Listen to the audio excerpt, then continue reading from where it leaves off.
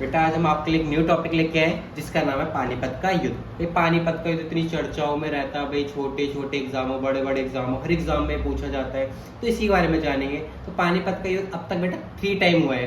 कितनी बार हुआ है? 3 बार। जो हुआ है 1526 में हुआ है, 1556 में हुआ है और 1761 में हुआ है। अब देखेंगे अभी कब हुआ, एग्जैक्ट डेट क्या थी, किसके बीच में हुआ और रिजल्ट क्या रहे।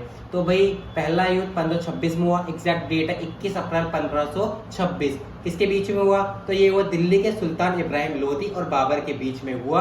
और जीत किसकी हुई? तो बाबर की हुई, जिसने मुगल साम्राज्य की नींव रखी। दूसरा युद्ध हुआ भाई, किसका हुआ? तो कब हुआ? 1556 में हुआ। किसके बीच हुआ? अकबर और हैमू के बीच में हुआ। हैमू कौन है? तो हेमचंद विक्रमादित्य हैं। परिणाम क्या रहा? तो अकबर की जीत हुई, जिसने मुगल सत्ता को मजबूत किया। तीसरा युद्ध 1761 में हुआ। कब हुआ? एग्जैक्ट डेट क्या है? तो 14 जनवरी 1761 में हुआ। किसके बीच हुआ? तो मराठाओं और अहमद शाह अब्दाली के बीच में हुआ। परिणाम क्या रहा? तो अहमद शाह अब्दाली की जीत हुई, जिसने मराठा साम्राज्य के विस्तार को रोक दिया। अब बेटा इसका महत्व क्या रहा?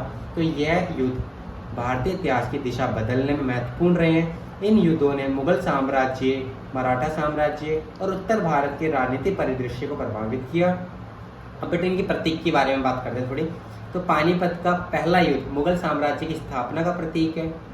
पानीपत का दूसरा युद्ध मुगल सत्ता की बहाली का प्रतीक है। पानीपत का तीसरा युद्ध मराठा साम्राज्य के पतन का प्रतीक है। बेटा आशा करता हूँ आपको पानीपत का युद्ध समझ में आया होगा। समझ में आया तो कमेंट कीजिएगा ओके रिपोर्ट।